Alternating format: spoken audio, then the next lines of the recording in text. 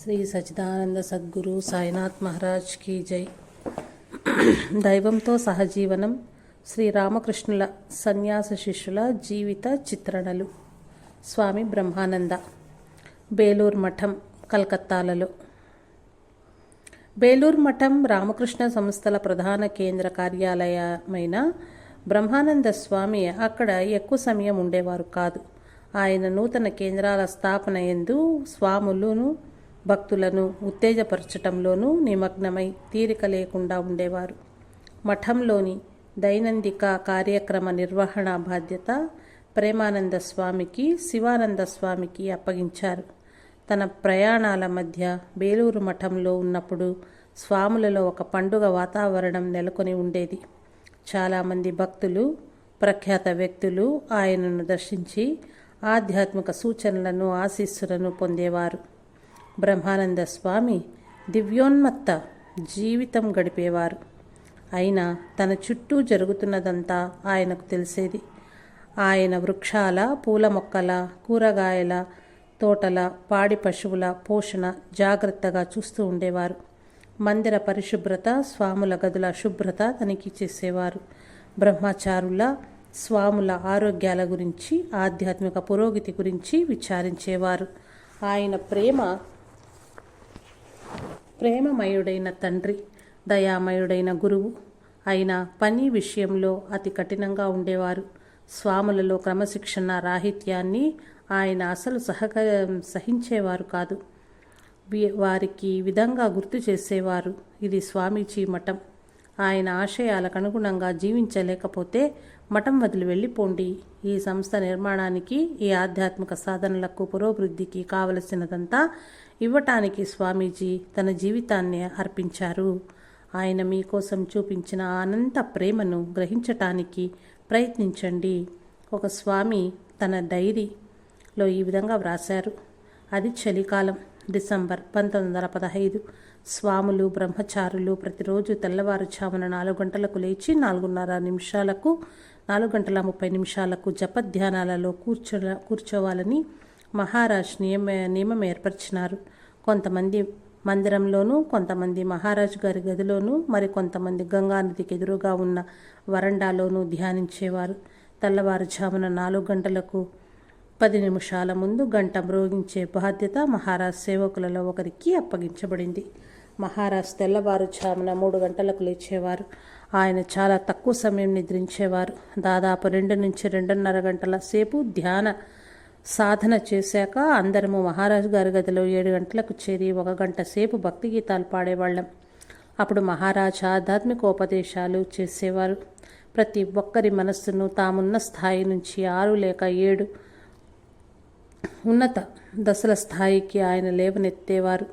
పనిచేయటంలోని రహస్యాన్ని కూడా స్వాములకు బ్రహ్మానంద స్వామి ఈ విధంగా బోధించేవారు. ఏదో ఒక విధంగా చేయటం సరిపోదు. వ్యక్తిగత ప్రయోజనం కోసం కాక భగవంతుని సేవ అనే సరి అయిన దృక్పథంతో చేయాలి. మీ మనస్సులో 35 భాగం భగవంతునిపై కేంద్రీకరించి మిగతా 25 భాగంలో మీరు చేయదలుచుకున్నది చేయండి. ఈ పద్ధతిని అనుసరిస్తే మీరు ఆదర్శ కర్మయోగిగా మారి శాంతిని, ఆనందాన్ని పొందుతారు.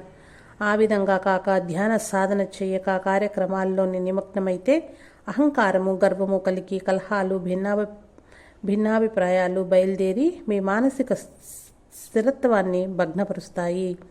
అందుచేతనే పని చేసినా చేయకపోయినా ఎట్టి పరిస్థితుల్లోనూ సాధనను అంటిపెట్టుకుని తప్పక చేస్తుండమని చెబుతాను. ధ్యానం కానీ, వేరే కార్యక్రమాలు కానీ, ఏ పని అయినా సమాన ప్రాధాన్యత కలిగినదే. దానిని సరియైన దృక్పథంతో చేయండి. పనియే ఆరాధన. ఒకరోజు మహారాజ్ స్వాముల ఉదయకాలపు ధ్యానపు తీవ్రతలను పరీక్షించాలనుకున్నారు. ప్రతి స్వామిని ఒక బంగాళదుంపపై తొక్క తీసి తన వద్దకు తీసుకురమ్మన్నారు. ఆ బంగాళదుంపలను పరిశీలించి వాటిలో ఒకదాన్ని పైకి పట్టుకుని చూపిస్తూ, ఈ దుంపపై తొక్క తీసిన వారే ధ్యాన తీవ్రత గలవారని ప్రకటించారు. ఆ ప్రకటించబడిన వారు వివేకానంద స్వామి, శిష్యులైన శుద్ధానంద స్వామి. వారు బంగాళదుంప తొక్కను చాలా నైపుణ్యంగా, దుంపలోని కండ కొద్దిగా కూడా వృధా కాకుండా తీశారని బ్రహ్మానంద స్వామి గ్రహించారు. ఒకసారి బేలూరు మఠానికి భార్యను కోల్పోయిన ధనిక వర్తకుడొకడు తన దుఃఖం పోగొట్టుకోవటానికి స్వాములతో కలిసి కొన్నాళ్లు ఉందామని వచ్చాడు. కొద్ది కాలం పిదప స్వాముల సత్సంగ ప్రభావం చేత ఆయన ఉద్ధరించబడినానని భావించి తనకున్న ధనాన్ని, వ్యాపారాన్ని రామకృష్ణ మిషన్కు విరాళంగా నిర్ణయించుకున్నాడు. ఆ సమయంలో రామకృష్ణ సంస్థల ఆర్థిక పరిస్థితి దయనీయంగా ఉన్నది. ఆ ధనికుని సదుద్దేశానికి సంతోషించిన ప్రేమానంద స్వామి మహారాజ్ గారికి విరాళం గురించి తెలిపారు. దూరదృష్టి గల బ్రహ్మానంద స్వామి ఆ వర్తకుని వైరాగ్యం తాత్కాలికమైనదని, ఆ విరాళం అంగీకరించితే భవిష్యత్తులో కష్టాలు ఎదుర్కోవాలని గ్రహించారు. తన అంతర్దృష్టిని తెలపకుండా జోడించిన హస్తాలతో ప్రేమానంద స్వామితో ఈ విధంగా అన్నారు: సోదరా, పవిత్ర సత్సంగం వల్ల ఆ వర్తకుడికి వైరాగ్యం కలిగింది.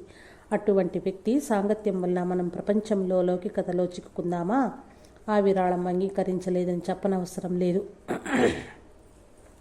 మఠంలో ఒక యువ సన్యాసి చాలా మొండివాడిగా, జగడాల మారిగా ఉండేవాడు. ఒకరోజు ప్రేమానంద స్వామి అతన్ని బలవంతంగా బ్రహ్మానంద స్వామి వద్దకు తీసుకెళ్ళి, మహారాజ్, ఇతను చాలా ముక్కోపి. ఇతర స్వాములతోనూ నాతో కూడా ఎప్పుడు పోట్లాడుతూ ఉంటాడు. ఇతడి శిరస్సుపై మీ చెయ్యి ఉంచి ఆశీర్వదించండి, ఇతడి కోపం తగ్గిపోతుంది అన్నారు. మహారాజ్ తమాషాగా అన్నారు: సోదరా బాబురాం, ఈరోజు నా చెయ్యి బాగాలేదు. నీ చెయ్యి అతని శిరస్సుపై నుంచితే మంచిది. కానీ ప్రేమానంద స్వామి బలవంతంగా ఆ స్వామి శిరస్సును మహారాజ్ పాదాల వద్ద ఉంచారు. అంతదాకా ఉన్న మహారాజ్ గారి పరిహాసభావం అదృశ్యమై ఆయన గంభీరంగా, ప్రశాంతంగా అయినారు.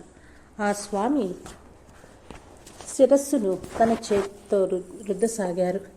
కొద్దిసేపు అయ్యాక ప్రేమానంద స్వామి ఆ స్వామి శిరస్సును ప్రక్కకు నెట్టి తన శిరస్సును అచట నుంచి మహారాజ్ను తన శిరస్సు స్పర్శించమని ప్రార్థించారు. మహారాజ్ అదేవిధంగా చేశారు. అప్పుడు ప్రేమానంద స్వామి పెద్దగా ఇతర స్వాములను కూడా పిలిచారు. అందరూ రండి, మహారాజ్ ఆశీస్సులు పొందండి. ఆయన ఈ రోజున కల్పతరు అయినారు. స్వాములు, చివరికి సేవకులు అందరూ బ్రహ్మానంద స్వామి వద్దకు పరిగెత్తారు. ఒక డాక్టరు భక్తుడు ఆ సమయంలో స్నానాల గదిలో ఉన్నాడు. ఆయన వచ్చేసరికి మహారాజ్ తన ఆసనం నుంచి లేచారు. ఆ డాక్టర్ని ఆశీర్వదించమని ప్రేమానంద స్వామి అడిగితే వచ్చిన శక్తి వెళ్ళిపోయింది అని మహారాజ్ సమాధానమిచ్చారు. ఒకరోజు బ్రహ్మానంద స్వామి ఒక మంత్రం యొక్క అసాధారణ శక్తి గురించి తెలిపారు. నిఖిలానంద స్వామి దానిని గురించి ఈ విధంగా తెలియచేశారు: ఎవరైనా ఒక వ్యక్తిని తన ప్రదేశానికి రప్పించుకున్న శక్తి గల మంత్రం ఒకదానిని శ్రీరామకృష్ణులు మహారాజ్కి ఉపదేశించారు. దాన్ని పునశ్చరణ చేస్తే కావలసిన వ్యక్తి తమకు దగ్గరకు వస్తారు. ఇది జరిగిన చాలా సంవత్సరాల పిదప మహారాజ్ బేలూరు మఠంలో ఉండగా కలకత్తాకు ఒక ప్రఖ్యాత మహారాజ్ ఇచ్చేశారని తెలిసింది. ఆ మహారాజ్ బేలూరు మఠం సందర్శించే అవకాశమే లేదు. తన గురువు ఉపదేశించిన మంత్ర మహిమను పరీక్షించదలిచి బ్రహ్మానంద స్వామి మంత్రజపం చేశారు. కొద్ది సమయానికే ఆ రాష్ట్ర పరిపాలకుడైన రాజు తన ఆంతరంగిక కార్యదర్శిని బేలూరు మఠ సందర్శన కనువైన సమయం గురించి కనుక్కొని రమ్మని కబురు చేశారు. మంత్రశక్తిని గమనించి మహారాజ్ ఆనందించారు. కానీ ఆ మంత్రాన్ని ఉపయోగించవద్దని గురుదేవులు చెప్పిన విషయం హఠాత్తుగా ఆయనకు గుర్తుకొచ్చింది. ఒకరోజు ఒక భక్తుడు బేలూరు మఠానికి వచ్చి ఈ విధంగా ఫిర్యాదు చేశాడు: మహారాజ్, ఈ ప్రదేశాన్ని చాలా కాలం నుంచి సందర్శిస్తున్నాను, అయినా ఇంకా నేను బయటవాడిననే భావమే కలుగుతున్నది.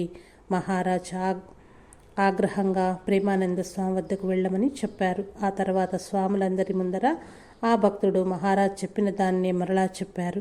అప్పుడు బ్రహ్మానంద స్వామి ఆ భక్తునితో, నువ్వు చెప్పిన దానిలో భావము నీకు తెలుసా?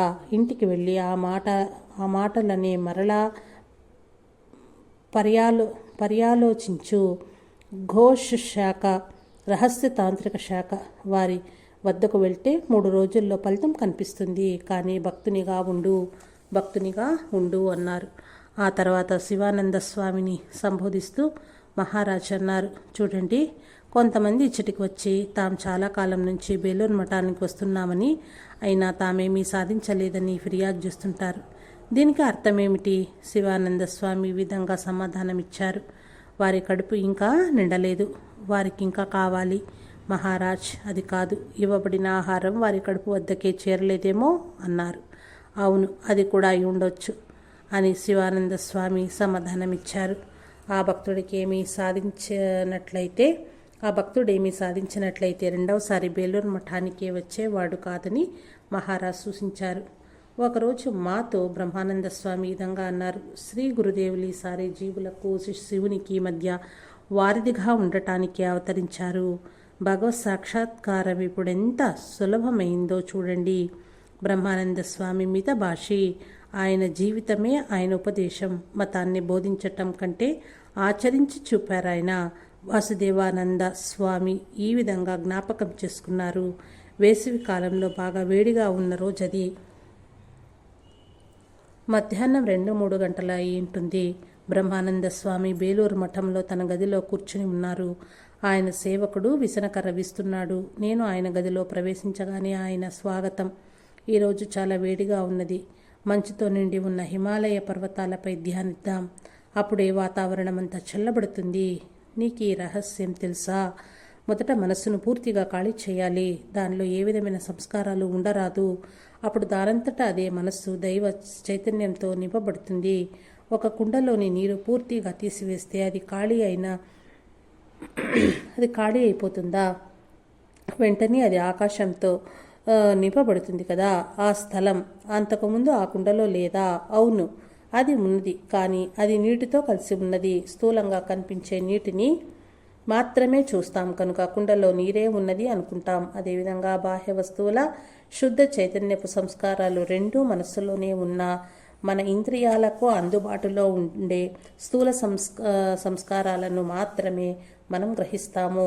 మన మనస్సులో ఉన్న శుద్ధ చైతన్యాన్ని మాత్రం చూడం. సంస్కారాల నుండి మనస్సును విడదీయగలిగితే వచ్చిన సచ్చిదానంద స్వరూపమైన శుద్ధ చైతన్యం సాక్షాత్కరిస్తుంది. లేకపోయినా విచక్షణ ద్వారా సచ్చిదానందపు జాడ అస్పష్టంగా కొంచెం తెలుస్తుంది. భక్తి ధ్యానాల మిశ్రమంతో విచక్షణ చేస్తే నిజమైన శాస్త్రార్థం, మహానుభావుల శ్రీరామకృష్ణుల బోధనలోని యథార్థ భావం అర్థమవుతుంది. మరలా ప్రాపంచిక సంస్కారాల స్థానంలో సాత్విక సంస్కారాలను స్థాపించగలిగితే ఆ సాత్విక సంస్కారమే బ్రహ్మతేజంలో వెలిగిపోతుంది. ఆ సమయంలో మంచుచే కప్పబడిన పర్వతం సజీవ శివుని వలె దివ్య స్వరూపాన్ని పొందుతుంది. ఆ శివుని తేజం ధ్యానించే వారి శరీర మనస్సులను ప్రశాంతంగాను చల్లగాను చేస్తుంది. ఆ విధంగా మనస్సుని సరస్సును శుభ్రపరిచాక ఏ ఇష్టదేవతామూర్తి అయినా అచట ఉంచితే ఆ మూర్తి జ్వజ్వలామయమైన వెలుగుతో సజీవమవుతుంది. కాలుష్యమై బురదతో నిండి ప్రాపంచిక తరంగాల అలజడిలోనున్న మనస్సునే సరస్సున పరిశుద్ధ చైతన్య స్వరూపమైన పరబ్రహ్మ ప్రతిబింబించదు, ప్రకాశించదు. ఇప్పుడిక సాధనలో ముందుకు అడుగు వేయి. నీకు అతిరహస్యమైన ఉపదేశం చేశాను. దానిని రహస్యంగా ఉంచి హృదయపూర్వకంగా సాధన గావించు. శ్రీరామకృష్ణుల నీతి కథలలో అద్భుతమైన రంగు తొట్టి కథ చదవలేదా? రంగు వేసే వ్యక్తిని ఒక ప్రత్యేకమైన రంగు ఒక వస్త్రానికి వెయ్యమంటే ఆ అద్భుత తొట్టిలో ఆ వస్త్రాన్ని ముంచి బయటకు తీయగానే ఆ వస్త్రం ఆ రంగును సంచరించుకుంటుంది.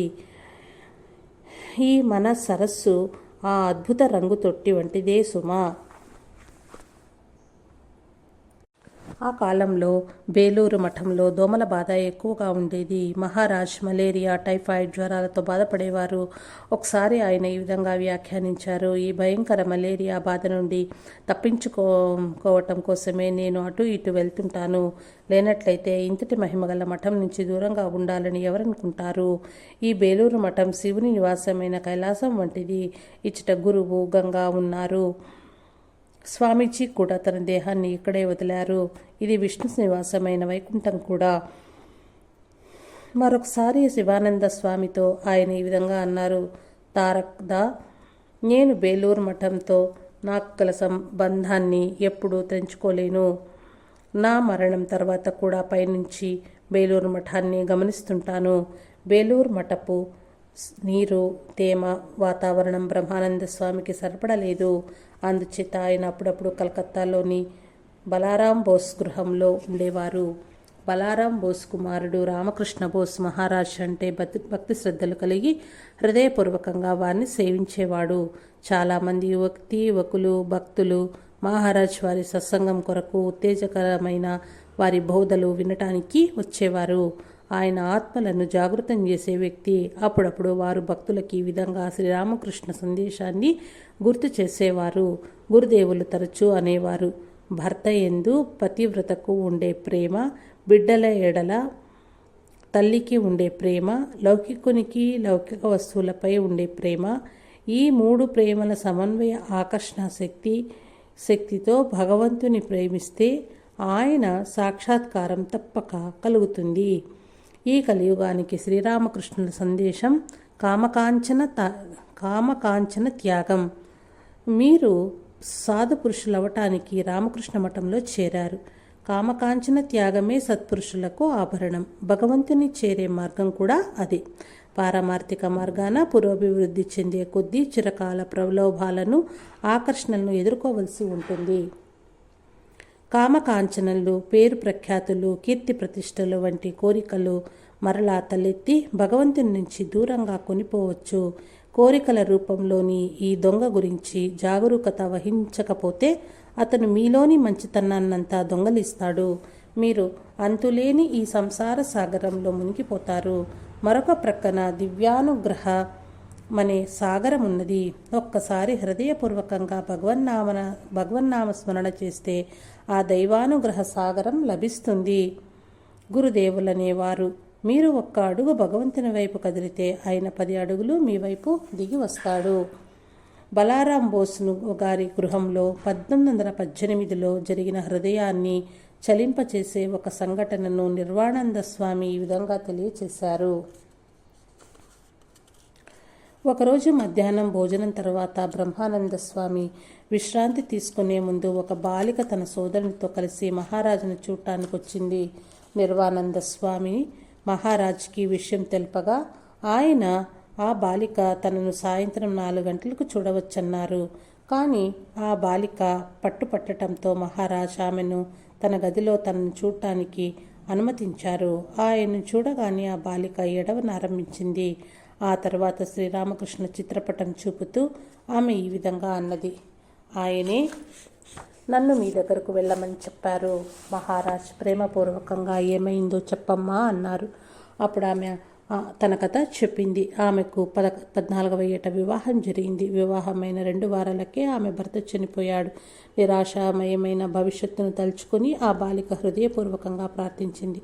ఓ ప్రభు, నా గతి ఏమవుతుంది? నేను ఒంటరిదారను, నిస్సహాయురాలను. నేనేం చేయగలను? దయచేసి నాకొక దారి చూపు.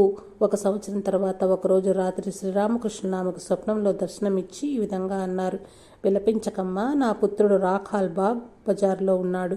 అతడి దగ్గరికెళ్ళు, నీకతడు సహాయం చేస్తాడు. ఆమె అంతకు ముందెన్నడూ శ్రీరామకృష్ణ గురించి కానీ రాఖాల్ గురించి కానీ ఏమీ విని ఉండలేదు. తన స్వప్నం గురించి అత్తమామలకు తెలియచేయకుండా ఆమె దక్షిణ కలకత్తాలోని టోలీగంజ్లో ఉంటున్న తల్లిని చూడటానికి వచ్చింది. ఆవిడకు శ్రీరామకృష్ణ గురించి తెలుసు. తల్లి ఆజ్ఞానుసారం ఆమె ఉద్బోధనలో ఉన్న శారదానంద స్వామి వద్దకు వెళ్ళింది. ఆయన ఆమెకు మహారాజు వద్దకు పంపారు. ఆ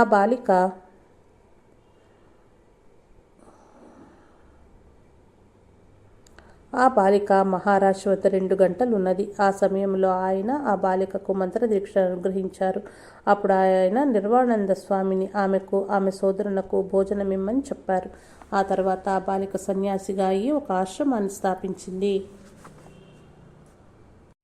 గురువుగా గురుగీతలో గురు శబ్దం ఈ విధంగా వివరించబడింది. గు అంటే అంధకారం లేక అజ్ఞానం. రు అంటే దానిని నివారించేవాడు. శిష్యుని అజ్ఞానంధకారాన్ని నిర్మూలించేవాడే గురువు. బ్రహ్మానంద స్వామి నిజమైన గురువు. ఎవరికైనా సమాధి స్థితిని కానీ జ్ఞానజ్యోతిని కానీ ప్రసాదించగలిగిన శక్తి ఆయనకుండేది. ఒకసారి ఒక యువ భక్తుడు బోషి సేన్ బ్రహ్మానంద స్వామితో ఈ విధంగా అన్నారు, మహారాజ్, మీరు చాలా పిస్నారివారు. స్వామి అడిగారు, ఆ విధంగా ఎందుకంటున్నావు? ఎందుకంటే ఇతరులకు భగవదనుభూతినివ్వగల శక్తి మీకున్నది, కానీ దాన్ని ఆపి ఉంచుతున్నారు. అందుకు మహారాజ్ గంభీరంగా, భగవంతుడెవరికి కావాలి అన్నారు. రామకృష్ణ మఠాధ్యక్షులైన పిదప బ్రహ్మానంద స్వామి భక్తులకు మంత్రదీక్షనివ్వటం ప్రారంభించారు. కానీ మేలైన వారిని ఎంచుకునేవారు. గురు శిష్యులు మంత్రదీక్షకు పూర్వమే ఒకరినొకరు తెలుసుకుని పరీక్షించుకోవాలని ఆయన ప్రగాఢంగా విశ్వసించేవారు. ఆయన నుంచి మంత్రదీక్ష పొందటానికి ఒక్కొక్కసారి చాలా సంవత్సరాలు వేచి ఉండవలసి వచ్చేది. ఆయన విచక్షణారహితంగా మంత్రదీక్షనివ్వకపోవటానికి తెలిసిన కారణాలు 3 ఉన్నాయి. మొదటిది, శాస్త్ర నియమానుసారం ఎక్కువ మంది శిష్యులను చేసుకోకు. రెండవది, ఆయన గురుదేవులు కేశవ్ చంద్రసేన్కు చేసిన హితువు. ముందుగా వారి తత్వాన్ని పరిశీలించు. ప్రతి ఒక్కరిని శిష్యునిగా చేసుకొనటంలో మంచి ఏమైనా ఉన్నదా విని జ్ఞాపకం ఉంచుకున్నారు. మూడవది, చాలాసార్లు మంత్రదీక్షనిచ్చిన పిదప శిష్యుని పాపాలు తాను గ్రహించటం చేత ఆయన అనారోగ్యానికి గురయ్యేవారు. శారదామాత బ్రహ్మానంద స్వామిని ఎక్కువ మంది భక్తులకు మంత్రదీక్ష నిమ్మని అడిగారు. ఆమె వద్దకు మంత్రదీక్ష కోసం వచ్చే భక్తుల సంఖ్య ఎక్కువగా ఉండి అందరికీ తాను ఒక్కతే మంత్రదీక్షనివ్వలేని కారణాన బ్రహ్మానంద స్వామిని ఎక్కువ మందికి మంత్రదీక్ష ఇవ్వమని ఆదేశించారు. 1916లో మహారాజ్ విశిష్టాద్వైతాన్ని ప్రబోధించిన ఆచార్యుడు. రామానుజుని నాటిక చూడటానికి మినర్వా థియేటర్కు వెళ్లారు. ఆ నాటికలో రామానుజునికి గురువుగారు మంత్రదీక్షనివ్వటం, మంత్రదీక్ష పిదప గురువు రామానుజునితో ఆ మంత్రజపం చేసిన వారు ముక్తి పొందుతారని, కానీ రామానుజుడు ఎవరికైనా ఆ మంత్రాన్ని తెలియచేసిన ఎడల తను మాత్రం నరకానికి వెళ్తానని తెలియచేయటం చూపించబడింది. విశాల హృదయం గల రామానుజుడు వెంటనే జనసందోహం వద్దకు వెళ్ళి పెద్దగా అరిచాడు, నేనిప్పుడే నా గురువు నుంచి మంత్రం స్వీకరించాను. అది జపించిన వారందరూ ముక్తిని పొందుతారు. ఇదిగో దానిని చెబుతున్నాను, అందరూ విని జపించండి. ఈ సంఘటన మహారాజు హృదయాన్ని ద్రవింపచేసింది. ఆయన కళ్ళు చెమ్మగిల్లాయి. అప్పటినుంచి మంత్రదీక్షనివ్వటంలో ఔదార్యం చూపించారాయన. బ్రహ్మానంద స్వామి ఆధ్యాత్మికోపదేశాలు సరళంగా, స్పష్టంగా, ఆచరణ యోగ్యంగా ఉండేవి. శాస్త్ర గ్రంథాల నుంచి ఉటకించక తన స్వంత అనుభవం నుండి ఎక్కువగా బోధించేవారు. విశుద్ధానంద స్వామి ఈ విధంగా చెప్పారు.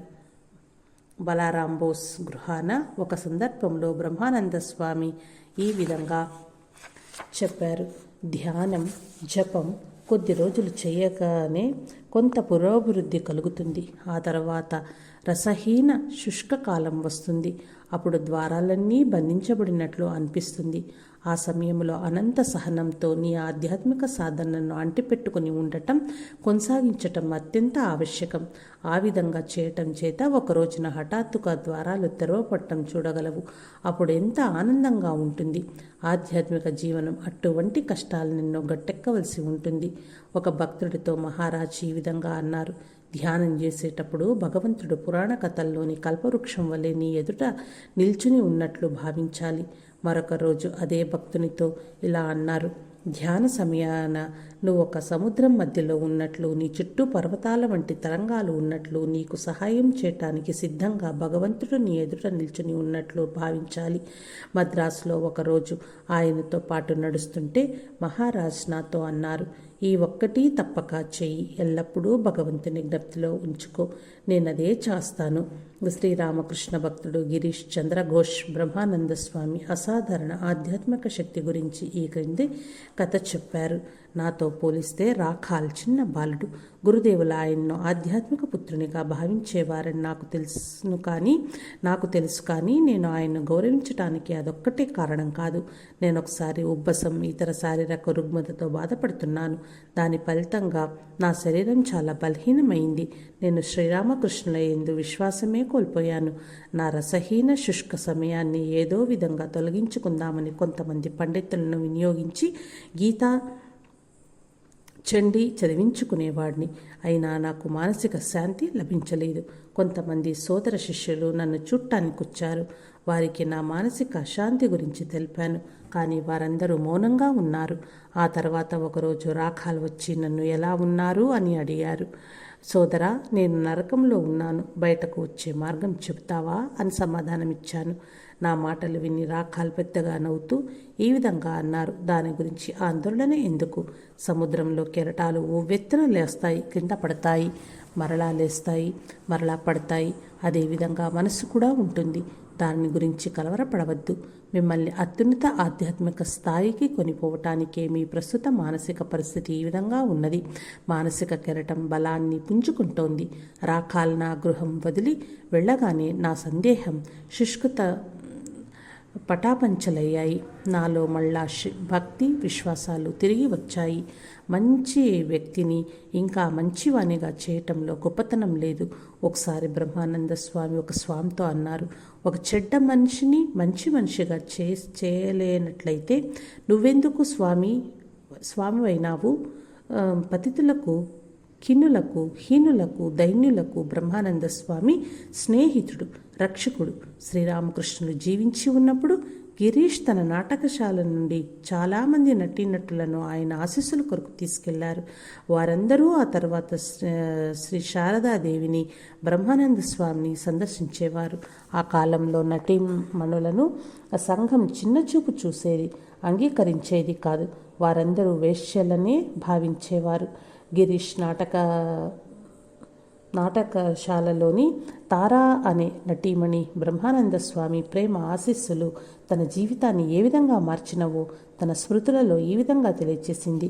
నేను బాల్యం నుండి గిరీష్ చంద్ర ఘోష్ నాటకంలో వేషాలు వేస్తున్నాను.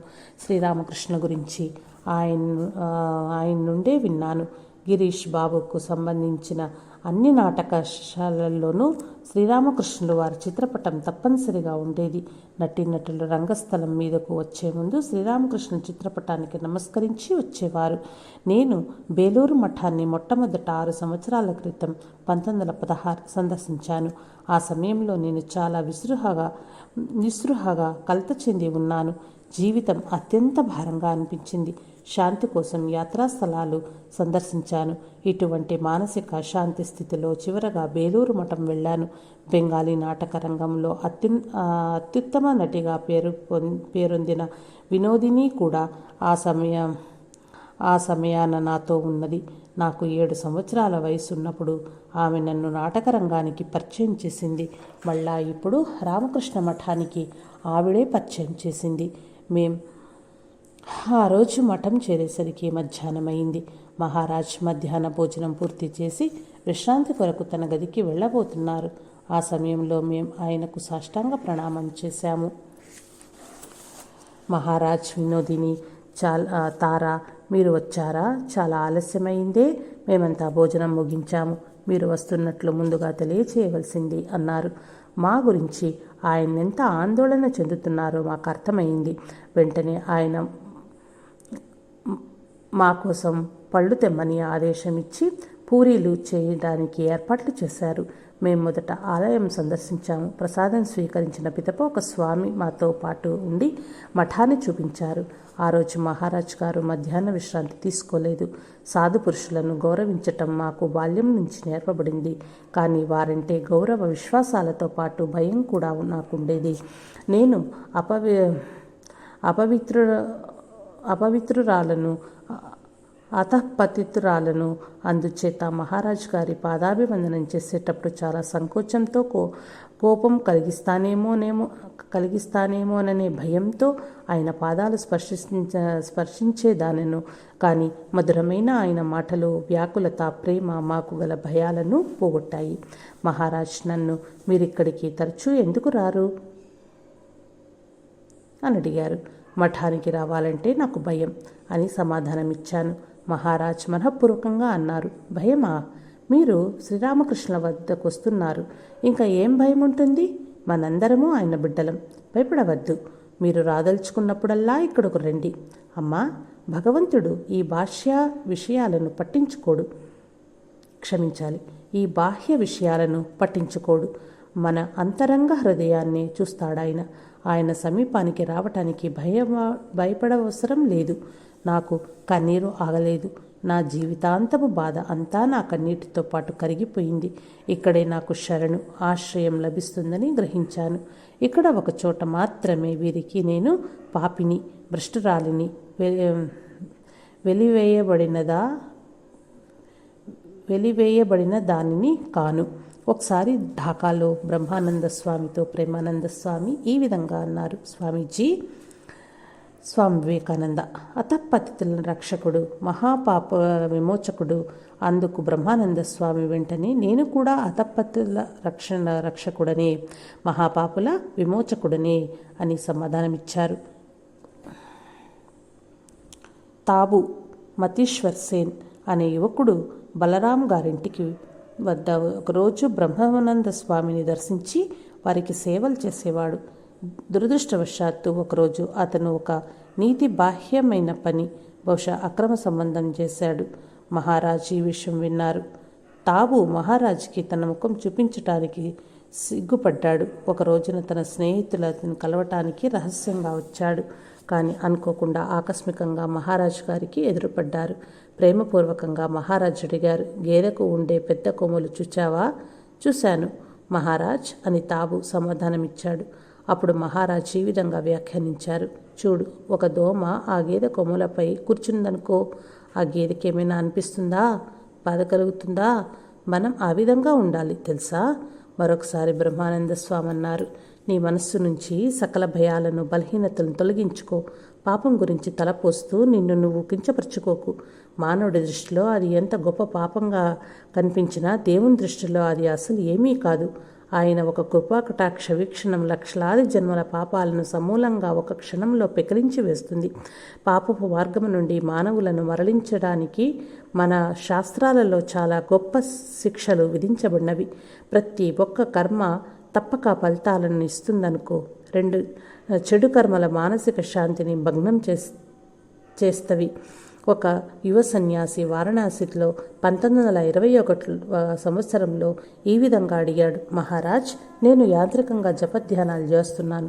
వాటి ఎడల రుచియే కలగటం లేదు. నేనేం చేయాలి? మహారాజ్ ఈ విధంగా సమాధానమిచ్చారు, ఆ రుచి పొందటం ప్రారంభంలోనే సాధ్యమవుతుందా? దాన్ని సాధించడానికి చాలా కఠిన పోరాటం సలపాలి. ఆ ఏకైక లక్ష్యం దిశకే నీ సర్వశక్తులను కేంద్రీకరించాలి. ప్రతి రాత్రి నిద్రపోయే ముందర ఈరోజు మంచి పనులు చేయటంలో ఎంతకాలం గడిపాను, పనికిరాని పనులు చేస్తూ ఎంతకాలం వృధా చేశాను, ఎంతకాలం ధ్యానానికి ఉపయోగించాను, ఏమీ చేయకుండా ఎంత సమయం వృధా చేశాను అని బేరీజు వేసుకుని ఒక్క క్షణం ఆలోచించు. ప్రారంభంలో ఒక నిర్ణీత కార్యక్రమం ఏర్పరచుకుని దాన్ని క్రమం తప్పక అనుసరించడం మంచిది. నీ మనస్సు దానికి ఇష్టపడినా పడకపోయినా ఆ క్రమం తప్పకూడదు. నీ జప ధ్యానాలను దైనందిన కార్యక్రమంగా చేయాలి. నీ గురువు నుంచి విలువైన మంత్రం స్వీకరించావు. ఇప్పుడు సచ్చిదానంద సాగరంలోనికి లోతుగా మునుగు. నిన్ను నీకు ఆసనంగా చేసుకో. ఆధ్యాత్మిక జీవితంలో స్వయం కృషి తప్పనిసరిగా ఉండాలి. కనీసం 4 సంవత్సరాలు కొంచెం సాధన చేయండి. ఆ తర్వాత మీలో స్పష్టమైన పురోభివృద్ధి కలగలేదనిపిస్తే తిరిగి వచ్చి నా చెంపలు వాయించు. సత్సంగ ప్రభావం అమోఘం. దాని ఫలితం తప్పనిసరిగా కలుగుతుంది. అది వెంటనే కానీ ఆ తర్వాత కొంచెం కాలానికి కానీ కలగవచ్చు. బ్రహ్మానంద స్వామితో పరిచయం కలిగిన వారందరూ తమ జీవితంలో స్పష్టమైన మార్పును, అనుభూతిని పొందారు. బ్రహ్మానంద స్వామి భక్తులకి ఈ విధంగా గుర్తు చేసేవారు, నువ్వు చేసే సత్సంగము, నువ్వు వినే ఆధ్యాత్మిక సంభాషణ అవన్నీ నీ మనసుపై చెరగని ముద్రను వేస్తాయి. కాలక్రమేణా వాటి ఫలితాలను, వాటి వలన నీ జీవితంలో కలిగే ప్రబలమైన మార్పులను గమనించగలవు. సుగంధ పుష్పంలో దాగి ఉండే పెద్ద తేనెటీగ ఆ పుష్పాలతో పాటు భగవంతుని పాదపద్మాలను స్పర్శిస్తుంది. అదేవిధంగా సాధు పురుషుల సాంగత్యం, అనుగ్రహం వలన సాధకుడు దేవతలను కూడా అధిగమించి ముక్తి పొందుతాడు. నిజమైన గురువు అప్పుడప్పుడు మౌనం ద్వారా ఉపదేశిస్తాడు. ఒకసారి ఉద్బోధన్లో ఉన్న బ్రహ్మానంద స్వామిని చూడటానికి ఢాకా నుండి సత్ప్రకాశానంద స్వామి వచ్చారు. మహారాజ్కి ప్రణామమాచరించి ఆయన పాదాల వద్ద కూర్చున్నారు. ధీరానంద మహారాజ్ గారి సేవకుడు. ఆయన్ను మహారాజుకి పరిచయం చేస్తూ, ఆయన మిమ్మల్ని కొన్ని ప్రశ్నలు అడగాలనుకుంటున్నారు అన్నాడు. మహారాజ్ ఆయన్ను అనుగ్రహపూర్వకంగా వీక్షిస్తూ, నువ్వు సాధు పురుషుడివి, దర్శించావు, ప్రణామం చేశావు, పాదాలు స్పర్శించావు. ఇంకా ఏమి ప్రశ్నలుంటాయి అన్నారు. సత్ప్రకాశానంద స్వామి ఈ విధంగా వ్రాశారు. నా సమస్యలు పరిష్కరించి నాలోని సందేహాలను, కష్టాలను తొలగించటానికి ఇవి చాలునని ఆయన స్పష్టపరిచారు. మహారాజ్ ఒకసారి ప్రభానంద స్వామికి ఈ విధంగా చెప్పారు. ఒక్కొక్క సమయంలో ఎవరికైనా ఏదైనా బోధించటం నాకు అసాధ్యమవుతుంది. ఎక్కడ చూసినా భగవంతుడే రకరకాల ముసుగులు ధరించి ఉన్నట్లు అగుపడుతుంది. నేను ఎవరిని ఉపదేశకుడునా? ఎవరికి ఉపదేశించాలి? భగవంతునికి ఏ విధంగా బోధించగలడు? కానీ నా మనస్సు మరలా తక్కువ స్థాయికి వచ్చినప్పుడు మానవుల్లోని అజ్ఞానాన్ని చూసి దానిని తొలగింప ప్రయత్నిస్తాను. సాయి మాస్టర్.